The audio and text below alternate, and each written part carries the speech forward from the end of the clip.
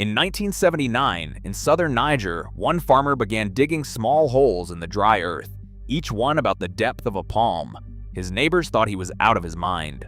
And then something changed. The technique spread far beyond the village, and hundreds of hectares of land began to transform. Today it feeds 500,000 people. Without machinery, imported grain, or large-scale projects, the farmer's approach became a wide-reaching land restoration program in Niger. But the real effect of those holes turned out to be somewhere no one was looking. That year, rain stopped falling across the Sahel. The Sahel is the strip between the Sahara and the Savannah, running from the Atlantic to the Red Sea. Something unstable in between, held together exclusively by seasonal rain. When the rain went, everything went with it. The following season, it didn't return. And the year after that, again, 17 years. By 1985, around 100,000 people had died. Hundreds of thousands depended on food, dropped from aircraft. Those same news images we see and forget within a week. At the worst point, the drought was consuming up to 20 million hectares of viable land every year. Imagine the entire state of Texas disappearing under sand in 12 months. Then imagine it happening again the following year, without stopping, for nearly 2 decades. Niger was caught in a trap from 2 directions at once. Its economy depended on uranium, and at precisely the moment the sky closed, global uranium prices collapsed. There was no buffer whatsoever. Farmers watched the soil harden. Scientists called it hardpan. Earth so compacted that water cannot penetrate it even when rain finally does arrive. A drop strikes the surface and runs off. The water is there. The soil won't take it. The United Nations convened a conference in Nairobi in 1977. Delegates flew home. Nothing changed on the ground. The Sahara had expanded by 10% over a century, and every model pointed to acceleration. By the early 1980s, the consensus in humanitarian offices from Niamey to New York sounded the same. This land is not damaged, it is finished. Migration was emptying provinces faster than the drought itself was spreading. Except for one man, a few hundred miles to the west, across the border in Burkina Faso. Yakuba Sawadogo was a farmer in the Yatenga province in the arid north of Burkina Faso, precisely where the drought had struck first and hardest. The same drought that was devastating Niger reached his village. Neighbors were abandoning fields they had worked their entire lives and heading south. Livestock fell where they stood. Rain, when it came at all, no longer stayed in the ground. It ran off the hardened surface and was gone within minutes, leaving nothing. Sawadogo stayed. Most of the village had already emptied. Fields bare, wells nearly dry, cattle eating bark off the trees. He saw the catastrophe the same way everyone else did, but he stayed, with a spade and a question that perhaps no one else was asking: what if this land isn't finished yet? What he did next looked absurd even to people who had known him their whole lives. In the dry season, when no farmer in the region so much as stepped onto the land, he began digging holes. Small depressions, 20 to 30 centimeters across, scattered evenly across his plot. The technique was called Zai, old, forgotten, long written off as something that didn't work. The pits themselves were nothing new. But there was one thing he did differently from anyone before him, and it changed everything. When the rain came, something happened on Sawadogo's field that didn't happen on his neighbors. The water didn't run off. It went down through the very hardpan that for years had stopped everything. The reason was underground, invisible. The manure had attracted termites, which bore down toward the organic matter at the bottom of the pits. They simply ate, and behind them they left a network of micro-tunnels through the compacted layer. For the first time in years, water had somewhere to go. Agronomists call this infiltration rate. Sawadogo had never heard the term. By 1983, things were growing on his field that existed nowhere nearby. And then something began that no one could have planned. Grass came because there was moisture. With the grass came birds, carrying seeds in their digestive tracts and on their feathers. Seeds of trees that hadn't grown here in decades. No one organized this. No one imported it. The land simply began doing what it knows how to do once it is finally given water. In the spring of 1983, word reached the presidential palace in Ouagadougou. Thomas Sankara came in person. "What are you using?" the president asked. "Zai," Sawadogo replied. From that day, he was called Yakuba Lazai, not mockingly, with respect. 20 more years of uninterrupted digging later, the plot had become a 40-hectare forest. More than 60 species of trees on land that the United Nations had long since removed from its maps. Farmers across the border in Niger saw this and adapted Zai into a broader form, a crescent-shaped trench running across a slope, open on the uphill side. When rain comes suddenly and briefly, the crescent intercepts the runoff instead of letting it flow downhill. From above, it looks like a half moon, hence the name. But copying the shape is not the same as copying the result. A Zai pit the size of a palm and a crescent 2 meters across are different scales of work. One farmer could dig Zai pits on his own, in his spare time, with no tools beyond a pickaxe. A crescent takes several people and several days. Across hundreds of hectares, that's thousands of person days of heavy manual labor in dry heat. The first question was not technical, it was organizational. Who would dig this and why? The answer came from the WFP, and it was simple to the point of being blunt. People would dig if they were paid with food. The program was called Food for Assets. Food insecure communities received food rations or cash in exchange for specific work, building roads, planting trees, and, increasingly, digging crescents. The program launched in Niger in 2014. The logic is harsh but honest.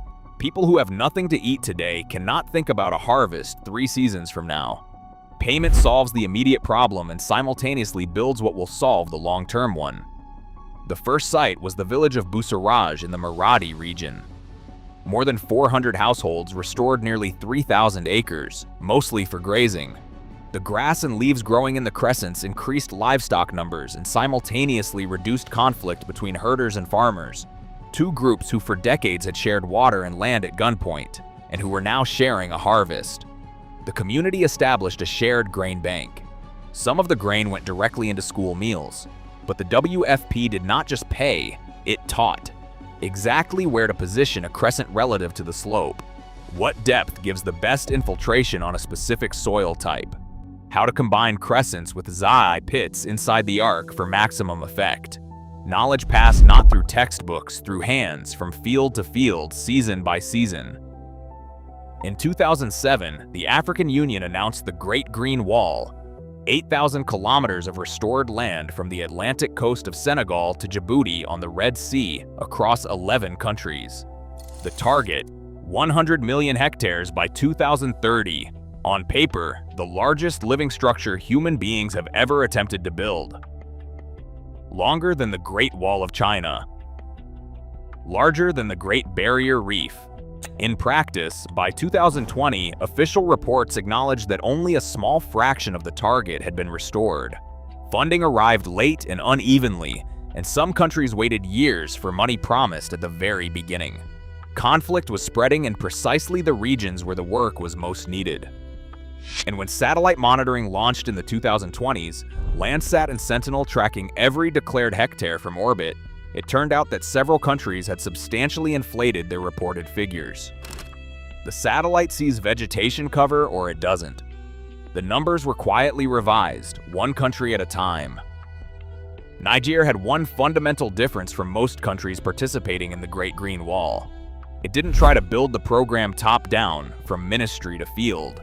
The WFP went directly into communities and paid people directly for work on their own land. Every site had its own community, its own ranger, its own pace. Not one large project, 528 small decisions, each of which could be stopped, resumed, or changed independently of the rest. That was the difference between what stayed on paper and what grew in the ground. Niger, meanwhile, was restoring land under conditions that didn't fit any line in any official report. That same southern border where Millicent was filming under armed escort. This is territory where WFP staff cannot move without military coordination. Land restoration and active armed conflict were unfolding on the same 5 square miles simultaneously. Rangers ended their workday not because it got dark, but because beyond a certain point they could not go.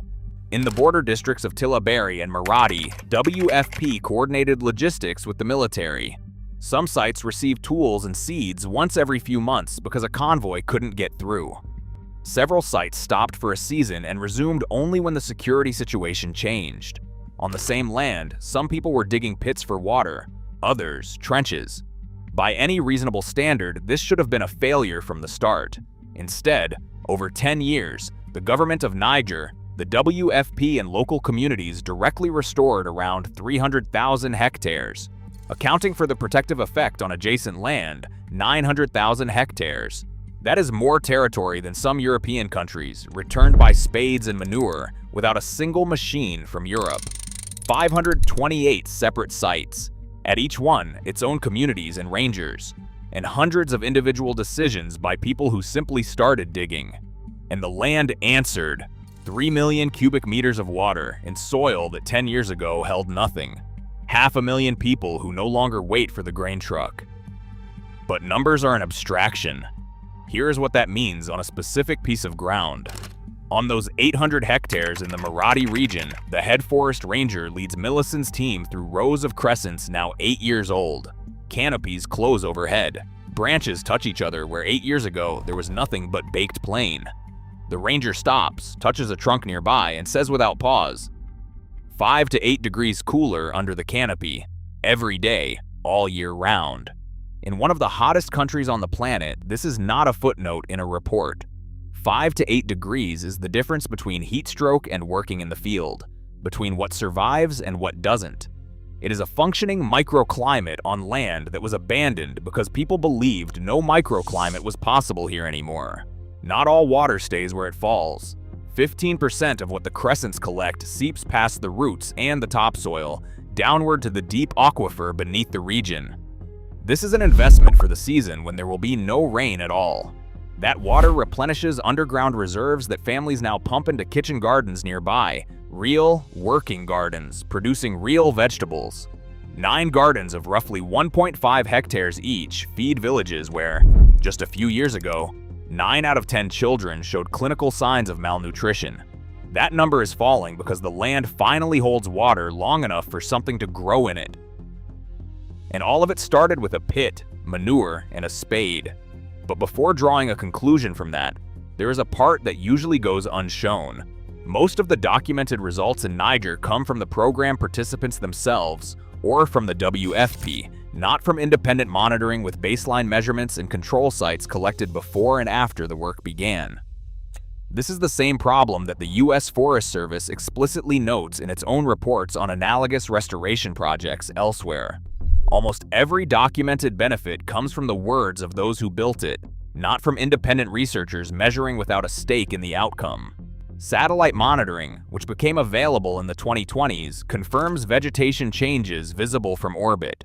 This matters, and it is real, but it does not replace field measurements of water balance, soil chemistry, or what is happening downstream in areas beyond the program zones. WFP teams say this openly themselves. The technology is indigenous to the Sahel. It existed here, was forgotten, and was rediscovered here. But indigenous does not mean tested under controlled conditions with independent measurements. The conflict does not stop. Sites in the border zone remain as vulnerable as the security around them. No land restoration system functions in a sustained way on terrain where there is no safe access even for those who maintain it. Finally, the technique is not automatically transferable to every landscape. On steep slopes with heavy monsoon rain, a misplaced crescent can concentrate erosion instead of stopping it. The depth of the pits, the spacing between them, the angle of the arc, all of this requires knowledge of the specific terrain, not simply reproducing a shape seen on someone else's field. The shape is simple, the placement is not. That this technique worked in Maradi and produced measurable results is a fact confirmed by both eyewitnesses and satellite imagery. That it will work equally in every next location is a question that remains open. Yakuba Sawadogo died in December 2023 in Burkina Faso, in the same country where he began digging while his neighbors laughed. He lived to see his technique cross a border and begin feeding people he never met. But the sites in Maradi he never saw. Between his 40 hectares of forest and those 800 hectares in Niger, one border, one generation, and 40 years of copying by the hands of people who knew nothing of him beyond the nickname a president gave. Meanwhile, the Great Green Wall still exists mostly on paper. In 2021, world leaders solemnly pledged $19 billion to accelerate the project. The scientific and technical director of the Pan-African Agency of the Great Green Wall publicly asked, "Where is this $19 billion? From 2021 to the end of 2022, I came to understand the money isn't there. Behind all these announcements, there is too much politics."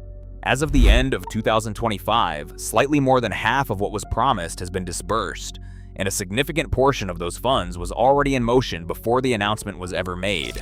6 years remain until 2030. The project is approximately 30% complete. The official targets have not changed. 100 million hectares, 250 million tons of carbon absorbed, 10 million jobs. The numbers are ambitious. The question is, who will deliver them, and how? The answer, it seems, is the same one Sawadogo gave his neighbors in 1980, not in words, but in a harvest. Researchers estimate that through rainwater harvesting techniques alone, up to 300 million hectares of degraded land across Africa could be brought back to life. The tool and the knowledge exist, and it is already moving further. A 2021 study in Kenya found that zai pits double sorghum yields in drought-prone areas compared to conventional practice.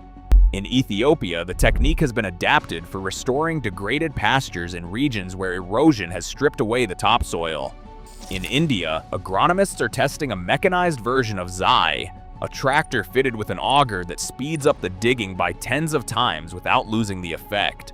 The shape that Sawadogo dug with a pickaxe in the dry heat is gradually becoming a language intelligible to any arid soil on the planet. The only question is who will be next to decide to dig in the dry season while the neighbors laugh.